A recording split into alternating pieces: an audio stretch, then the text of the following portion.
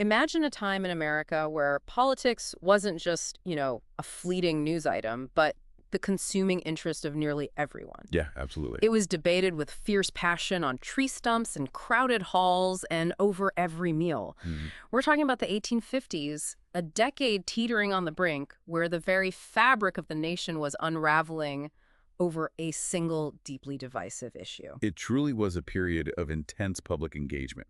Nearly three-fourths of eligible voters participated in presidential elections, which is a level we rarely see today. Right, incredible. And speeches, often lasting 3 or 4 hours, were the primary weapon of political combat, rich with rhetoric, literature, and classical history. It was entertainment, really. And the media of the time? Highly partisan newspapers, devoured daily.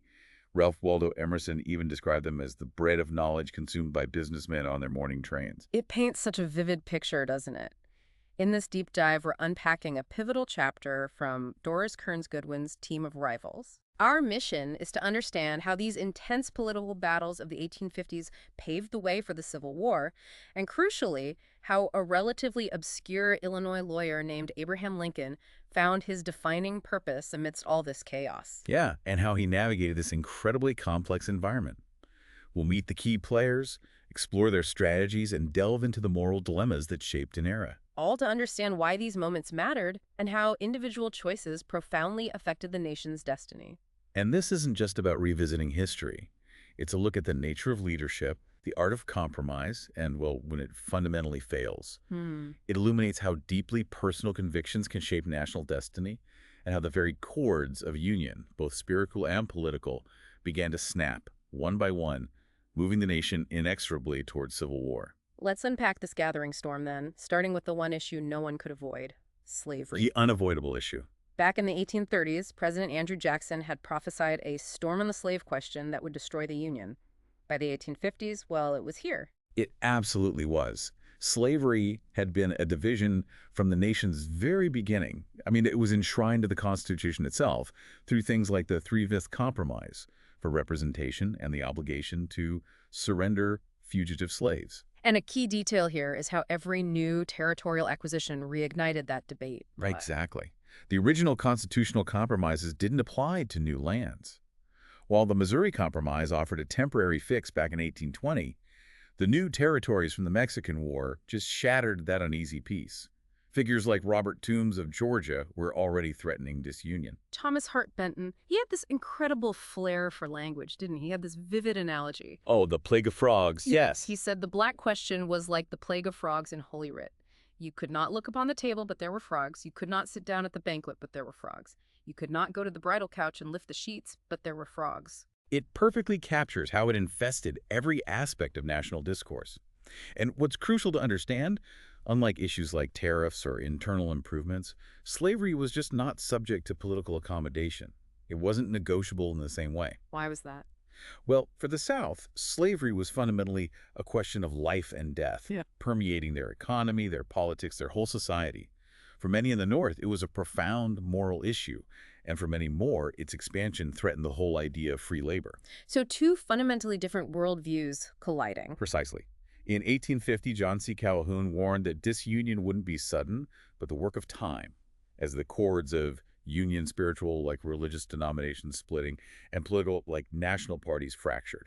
And he was right. The Whig Party would soon just diminish and disappear, and the Democratic Party would fragment along sectional lines. Yeah, it was all starting to unravel. And as these political tensions mounted, what were the key flashpoints? That brings us to the 31st Congress, opening in rancorous discord. All eyes turned to the 73-year-old Henry Clay. Old Henry Clay, already frail, suffering from tuberculosis.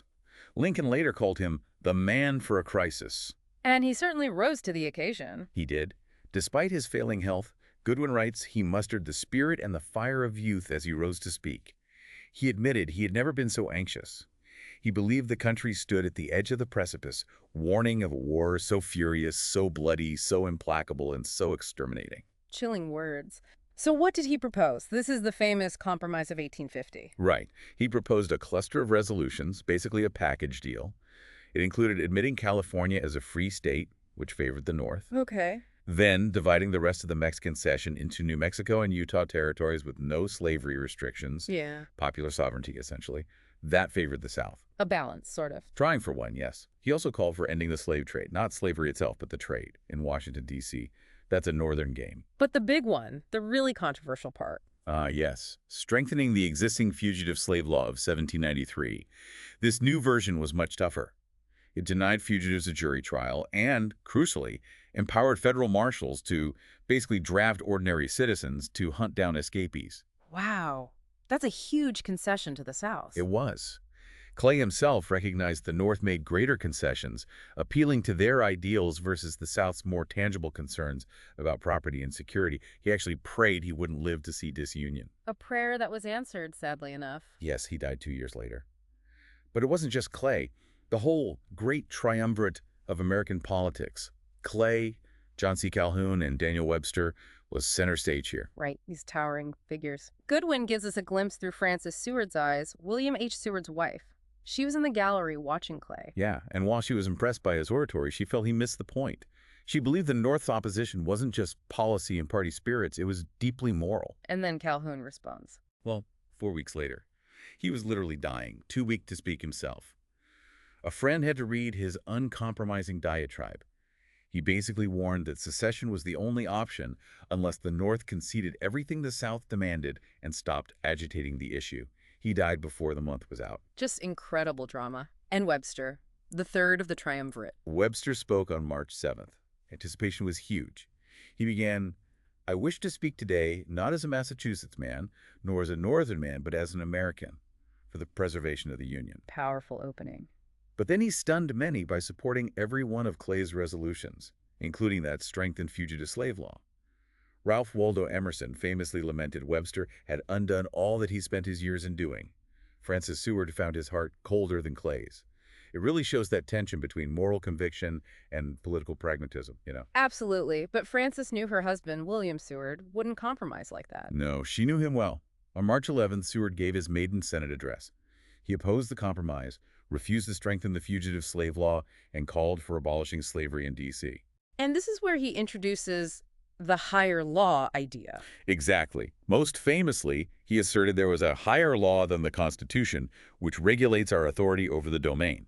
He basically said this territory was part of the common heritage of mankind bestowed by God. That's a radical statement for the time. Hugely radical. It instantly made him the principal anti-slavery voice in the Senate. What about Salmon P. Chase, another key figure?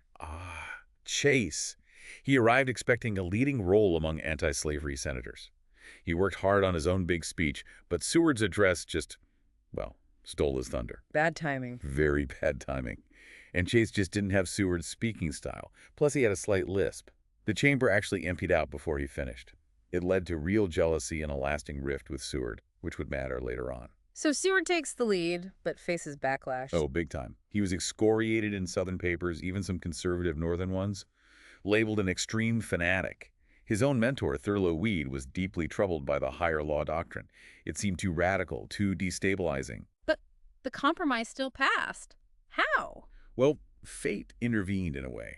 President Zachary Taylor, who opposed parts of the compromise, suddenly died. His successor, Millard Fillmore, was much more conservative and supportive. And Stephen Douglas played a role. A crucial one. Stephen Douglas, the little giant, skillfully broke Clay's single omnibus bill into separate parts. Passed individually, they all got through by September 1850. Clever maneuvering. Very. The nation celebrated, lit up hotels, fired salutes. But a Georgia editor warned prophetically, the elements of that contest are yet all alive, and they are destined yet to outlive the government. Chillingly accurate indeed. And where was Lincoln during all this drama? Back in Springfield, Illinois, he followed the events closely. Goodwin notes he accepted the compromises necessary for the Union, but he was definitely unhappy with the Fugitive Slave Law. And he rejected Seward's higher law. Explicitly.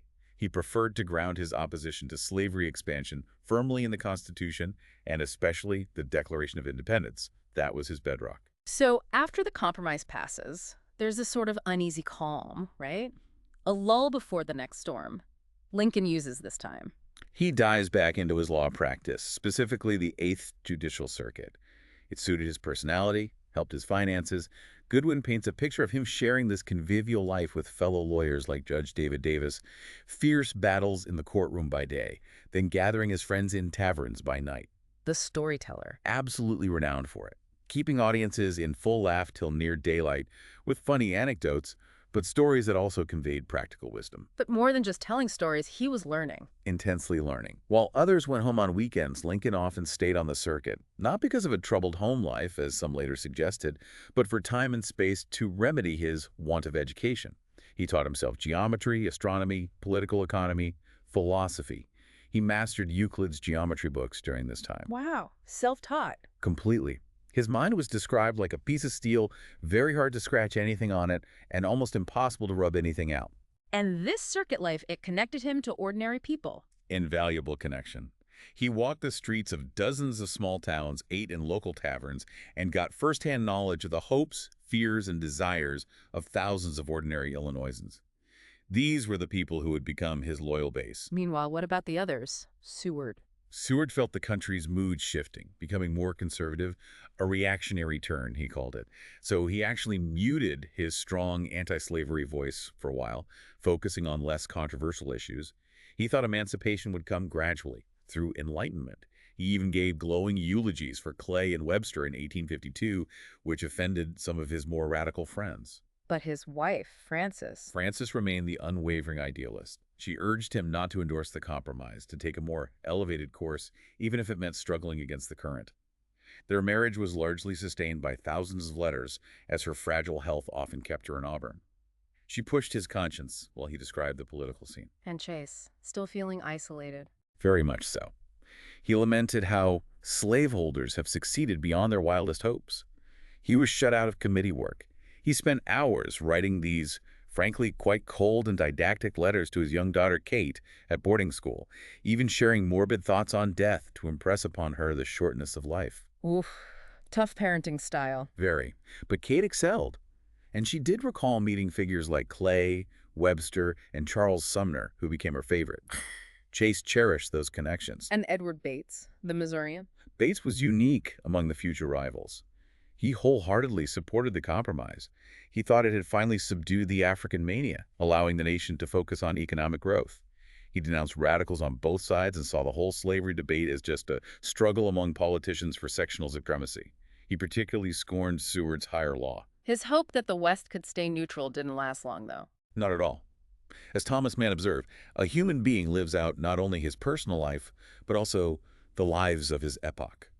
Lincoln, who once worried his generation had missed its chance for glory, was about to find his monumental challenge. The wheel turns again, 1854, Kansas, Nebraska. Exactly. Settlers in Kansas and Nebraska wanted territorial status. This brings the slavery question roaring back.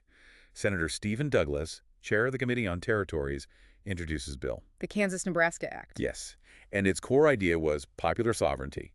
Let the settlers in the territory decide for themselves whether to allow slavery. Sounds democratic on the surface, but But it was a bombshell. Because both Kansas and Nebraska lay north of the 36-degree, 30-minutes of line established by the Missouri Compromise, this bill would effectively nullify that sacred compromise, opening land long guaranteed to be free to the possibility of slavery. And the North erupted. Absolutely inflamed. Anti-slavery sentiment was already high. The Fugitive Slave Law enforcement had caused near riots in places like Boston. Emerson declared slavery was no longer mendicant, but was becoming aggressive and dangerous. And then you had Harriet Beecher Stowe's Uncle Tom's Cabin. A massive phenomenon. Over 300,000 copies sold. It awakened incredible compassion and indignation across the North. The timing was potent. And this time, Chase steps up. This time, Salmon Chase takes the lead. Seward was distracted by other things. Chase, along with Charles Sumner and others, wrote The Appeal of the Independent Democrats. What did it say? Goodwin calls it a masterly piece of political propaganda. It declared the bill a gross violation of a sacred pledge, a plot to turn the heart of the continent into a dreary region of despotism inhabited by masters and slaves. It urged protest, framing it as the cause of human freedom is the cause of God. Powerful language, so Chase speaks against the bill. He does, on February 3rd, 1854. The country was aroused. He accused Douglas of pushing the bill purely for presidential ambition. He passionately refuted popular sovereignty as a final solution, predicting it would force a reorganization of parties. And he had that great line. Yes. What kind of popular sovereignty is that which allows one portion of the people to enslave another portion? Is that the doctrine of equal rights? No, sir, no. There can be no real democracy which does not fully maintain the rights of man as man. But Douglas pushes back hard. Oh, yeah. Douglas delivered a 4-hour rebuttal, apparently late at night, amidst great confusion and some reportedly beastly drunk senators.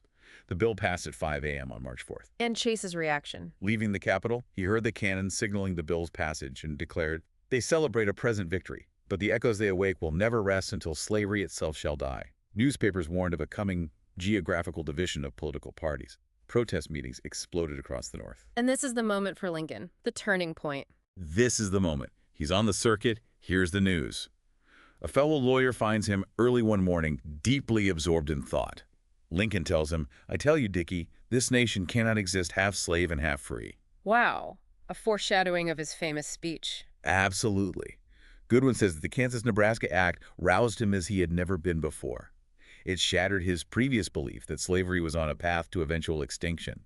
Now he saw it as aggressive, threatening free society itself. So he finds his purpose. The great purpose he'd been seeking. The fight to stop slavery's spread became his focus. He wasn't an abolitionist yet, but stopping the expansion was paramount. He threw himself into study, hours in the state library, determined to know the subject inside and outside. Which leads to his speeches in Springfield and Peoria in October 1854. His first truly great anti-slavery speeches. He directly rebutted Douglas, who was also there. You can picture Douglas, the little giant, commanding the crowd. Then Lincoln gets up, initially seeming awkward, hesitating. But then he finds his stride. The reporter, Horace White, was there. He said within minutes, Lincoln mastered his subject, and that he knew he was right. White later called it one of the world's masterpieces of argumentative power and moral grandeur. What made it so powerful? His voice, though high-pitched, carried.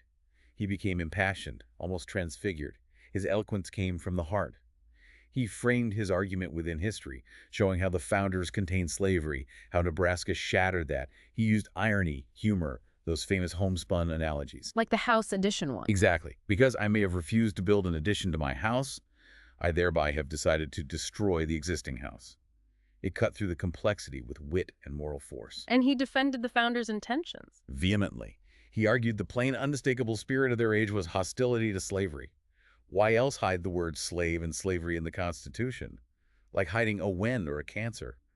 The Nebraska law, he said, dangerously made slavery a sacred right. He even used maps to debunk Douglas's argument that climate would keep slavery out of Kansas. But his ultimate anchor was the Declaration of Independence. That was his greatest bulwark. He argued that using self-government to justify enslaving another person was a total destruction of self-government itself.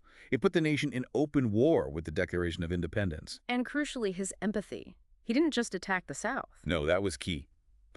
Unlike many anti-slavery speakers, he sought common ground. He said Southerners are just what we would be in their situation. He appealed to their sense of justice and human sympathy. His approach was always, first reach the heart, the great high road to his reason. A different kind of persuasion. Absolutely. He urged the audience to re-adopt the Declaration of Independence, return slavery to the place the founders intended, believing this would save the Union. The crowd reportedly erupted. From this moment, Lincoln's ambition and his moral conviction merged. He found his path. So, wrapping this up, what are the big takeaways from this period, this chapter? We've seen this decade of intense politics, the 1850s, just fracturing the nation despite figures like Clay trying to hold it together. Right. And we saw these powerful voices emerge, Seward with his higher law, Chase with his determined opposition, each with their own style, their own convictions, sometimes clashing with each other. And centrally, we witnessed Abraham Lincoln's profound reawakening. Here's a man who spent years honing his mind, understanding ordinary people on the circuit, and then the Kansas-Nebraska Act ignites him. Exactly. He finds his unique voice blending history, empathy, logic, and this unwavering commitment to the Declaration, offering a path that was both morally powerful and ultimately politically brilliant. This deep dive really reminds us, doesn't it, that even in times of deep, deep division, when things seem like they're falling apart, sometimes it's a single spark, an event, that can ignite this new sense of purpose in individuals. And change everything. It makes you wonder, what are the unseen chords holding our own society together today? And what issues that seem settled might suddenly flare up again? Definitely something to think about. Thank you for joining us on this deep dive into such a crucial and really dramatic moment in American history.